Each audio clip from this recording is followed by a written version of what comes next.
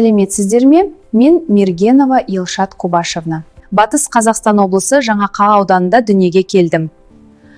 Батыс Қазақстан инновациялық технологиялар университетінің мектепке дейінгі оқыту және тәрбие мамандығы бойынша түлегі. Сұлтан жеке балабақшасының мектепалды даярлық тобының тәрбиешісімін.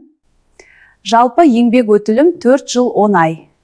Менің миссиям әр баланың бойындағы табиғи қабілетті ашып, оны мейірімді, білімді, жауапкершілігі жоғары тұлға ретінде қалыптастыруға ықпал ету.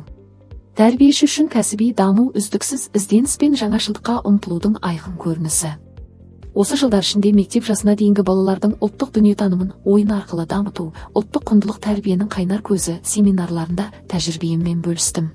Ерте жастағы балалардың ойын әрекеттерін талдау семинарының қатысушысы болдым.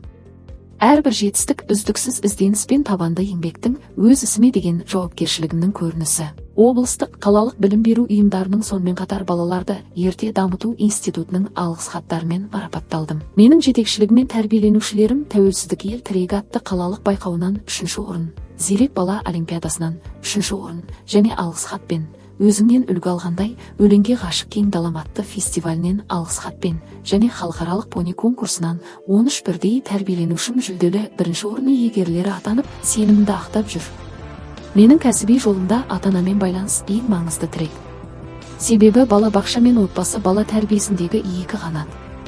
Біз бір бағытта, бір мақсатта жұмыс істегенде ғана нәтижеге қол жеткіземіз. Мен үшін үздік педагог болу үнемі іздену мен даму.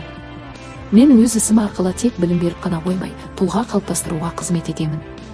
Себебі бүгінгі тәрбие ертеңгі ел болашағы. Біздің мамандық болашақты тәрбиелеу миссиясы.